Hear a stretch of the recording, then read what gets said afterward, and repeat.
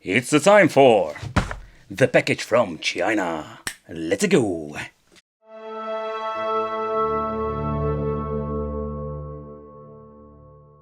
Welcome back to the channel. It's awesome that you're tuning in. So in this video we are going to take a close look at the Sega system from Fiho. So when it comes to clone systems from AliExpress, oh boy, it's like a really mix. Sometimes you're going to get something really bad, or sometimes you're going to get surprisingly something pretty damn cool. Another thing you need to look out for when you're going to pick one up, how is the quality of the casing, the controllers, but also what kind of connectivity do we have. So what you can see over here, this thing only comes with an AV out. And this is something worth picking up, because sometimes you can rather get yourself like the original product for a couple of dollars or euros more than picking up a fake one from AliExpress. It's all the question like how is your market and how expensive is this product and how expensive is an original product. In the end, like when you're looking at these products like the Fiho and all the other brands, it's always like a gamble, and that's just the reason I love to make these reviews, just to check out how good or how bad they are. Alright, so let's start off with the system itself. It's made of okay plastic. I mean, like, it's still very thin and it smells very chemical. So at the back we do have like the option, stuff that we don't have like with the original system. I mean, not the AV out, I do have this, like you can change the region, you can even like mess around with that, and I think it's pretty damn cool. Of course you can always implement that with a mod on your original system. Import for the micro USB 5 volt and AV out already mentioned. The on off switch, and here you can see like how cheap it is. Like this is absolutely cheap, up to the point that this is absolutely garbage. Like the slot, you can even see that it's not a lot on the inside. But we're also going to do an open up with the system just to see. We're going to get a power supply. Another thing is quite interesting, and that is something I just need to point out. We do have like the original port, and that is not the case with every single system I have reviewed. So the controllers, and that is a little bit of a bummer. This is what I mean, like the wiggle buttons inside this thing. Like it's so cheap and garbage. I don't understand. Like they should be ashamed of selling this. Yeah, you maybe can use an original controller, but that's not the point. You want to have something that is out of the box and it works perfectly. And this is not an experience you want to have. Alright, so I can tell you this is not like the cheap systems, but I'm curious like how good it is. So let's plug it in and let's see what we're going to get and how is the sound quality, because that is going to be one of those most annoying reasons not to buy one of these devices.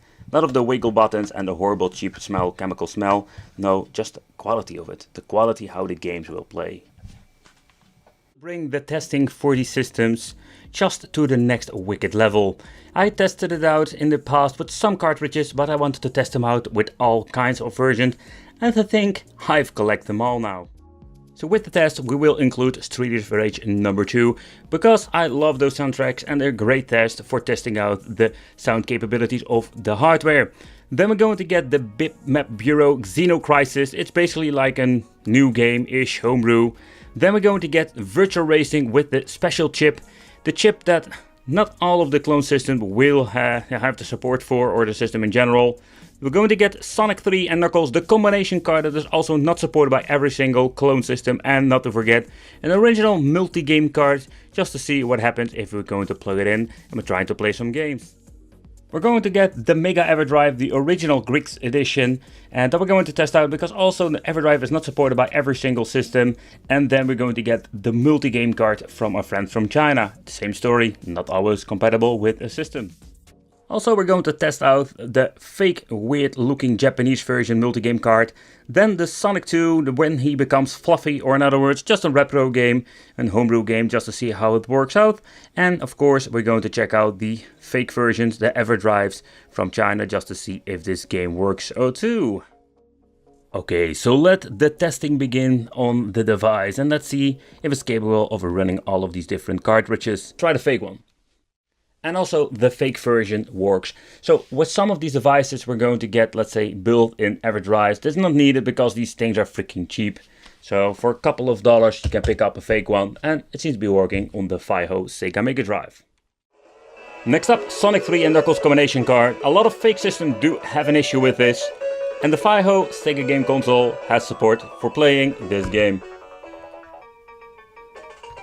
Nice. Okay, so next up let's try Xeno Crisis, a game that has been released a couple of years ago. That is normal, by the way. The D-pad is not responding that well.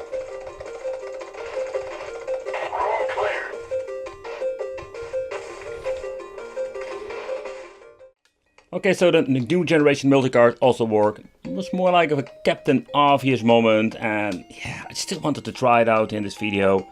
But okay, so the system, the FIHO, has a compatibility with a lot of different cartridges.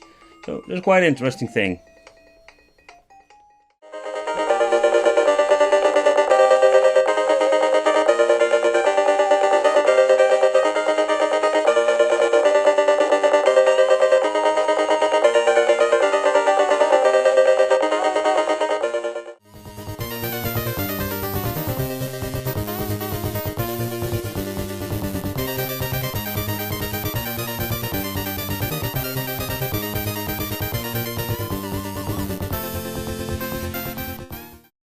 Next up, let's try out Street of Rage number 2.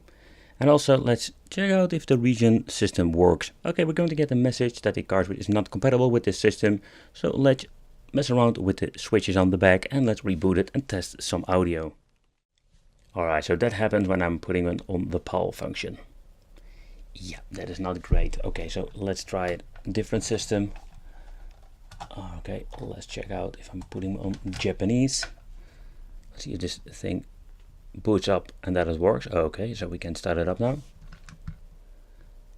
If I have the right settings, it will show indeed like the Japanese text, bare knuckles too. Okay, doesn't matter. But see, there's a weird thing like on PAL. So it's a PAL card, but I can't play it on PAL. It goes all messed up. And I've seen it before. Not the first time. But okay, nevertheless, let's check out the soundtracks.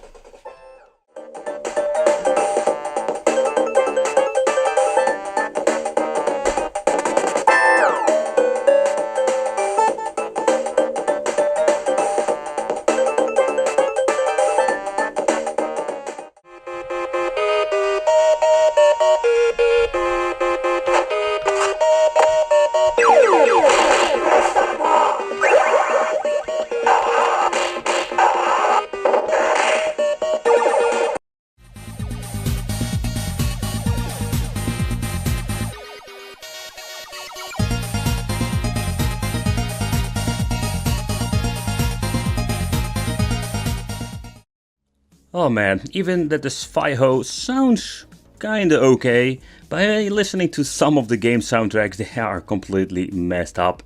And in my opinion, beside that the signal output of the audio and video is not bad at all, and I mean like the quality, I still hear some minor interference, but when you're looking at the quality of the audio, Street of Rage 2, man oh man, that is not the way how you want to play an old school game. I just wanted to give you a quick look over here because the TCT 6801 chip, I have seen this before in different models, and it will explain like it gives a slightly better audio quality and video out quality. But yeah, when you're listening closely to it, it doesn't sound like the original authentic Mega Drive sound.